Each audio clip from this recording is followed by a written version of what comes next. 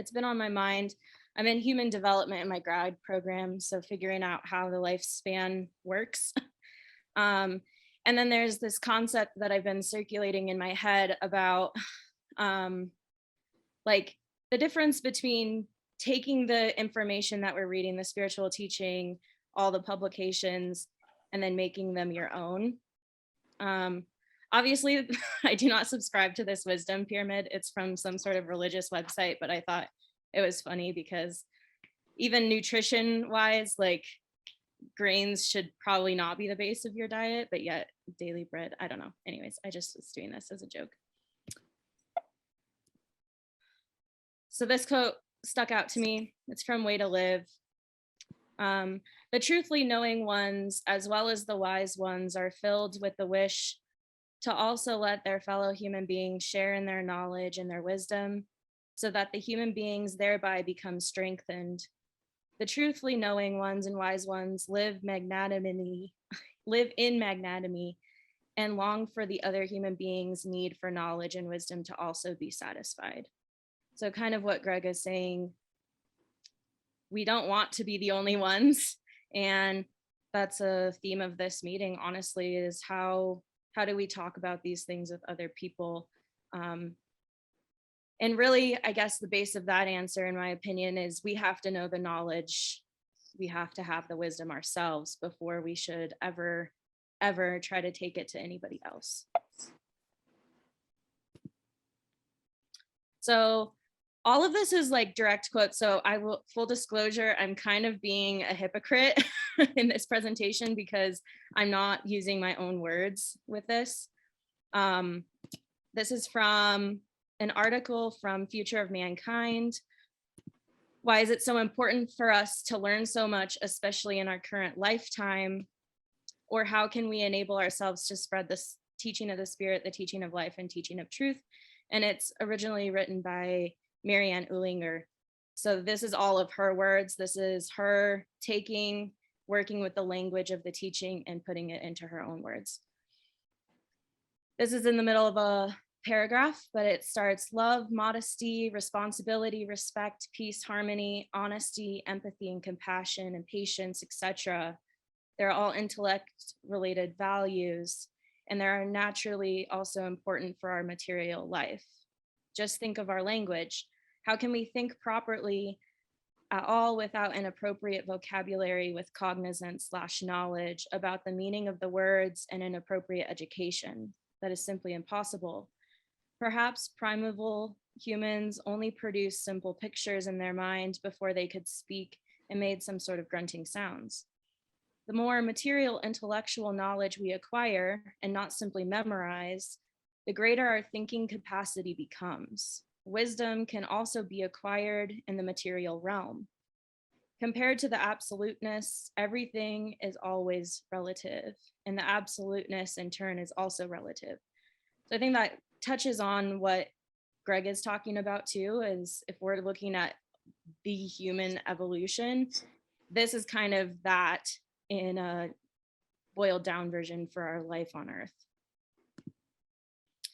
In principle, the learning steps are very small. For a higher level of refinement, every piece of relative wisdom is more or less converted back into perception and cause, which in turn must be recognized together with all the newly added pieces of wisdom, from which the effect emerges as recognition and cognizance and so on. Consequently, through continual learning, everything rotates from the bottom upwards and from the top downwards, each time on a slightly higher level. Everything rotates and is interdependent because movement alone gives rise to existence. And obviously we're humans that have DNA, and that's how DNA is also structured. So I thought that was really interesting. So when we're talking about learning and coming to conclusions from what we read on a daily basis, or how often we read the spiritual teachings, I think it's important to be able to understand. We use these terms kind of interchangeably, at least in my opinion, but they do have very succinct meanings, and they occur in very succinct ways and in specific steps.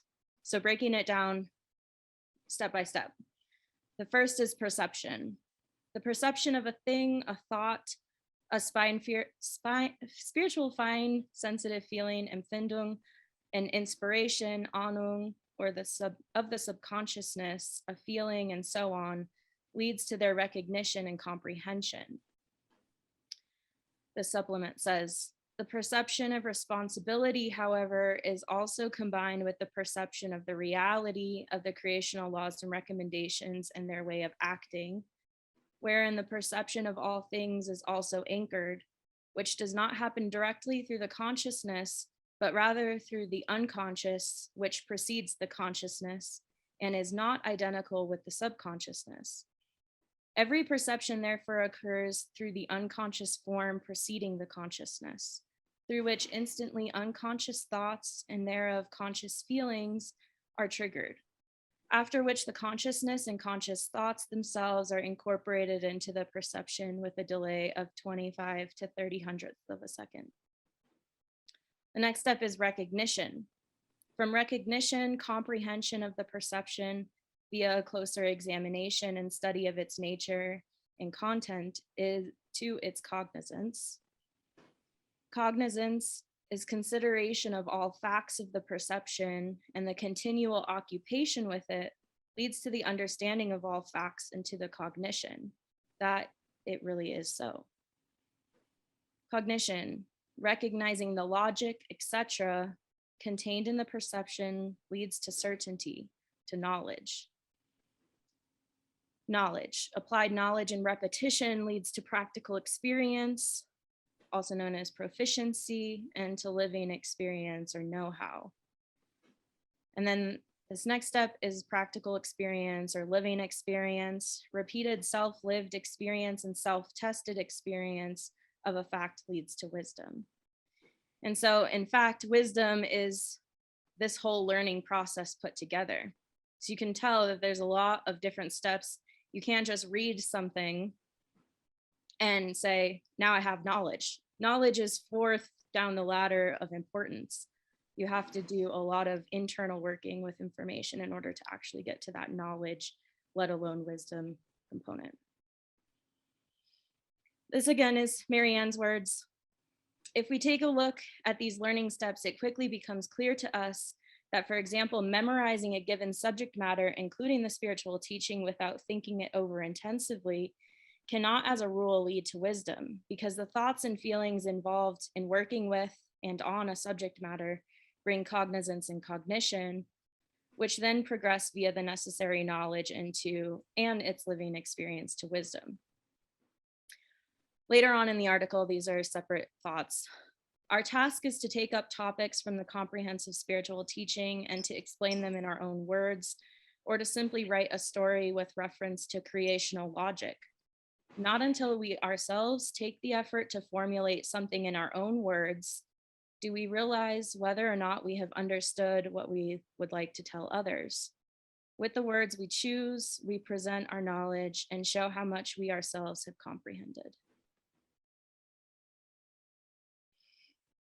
So I'm also thinking about the entire lifespan. So how does this interface with our age?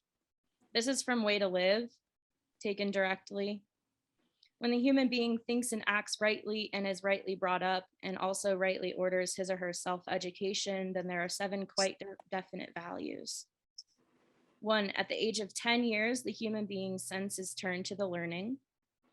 At the age of 20 years, the human being embraces the power of his or her ability.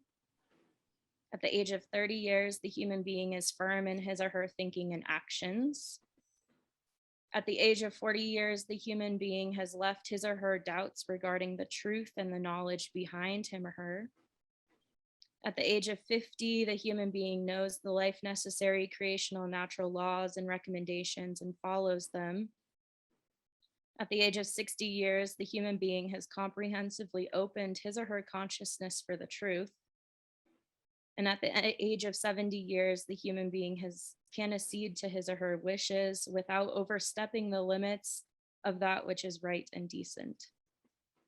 This is the truthful developmental process of the human being during 70 years of life. If he or she lives and manages his or her life according to the creational natural law and creational natural recommendation and order. And it's on page 18 and 20. So if we take that initial pyramid, we can see that perception is the base. I would like people to fill in those blanks as well. These are just my understandings. Like perception, I think, would be based off of observation of reality. Recognition is that closer examination. Cognizance is the occupation with the facts and really working it over. And then cognition is seeing the logic and how it fits together with other pieces of information that you have. I wasn't quite sure how to define knowledge. And so if anyone has some ideas on any of these steps, how to fill that in and what that looks like in real life, then I'm definitely interested. But yeah, that is my presentation.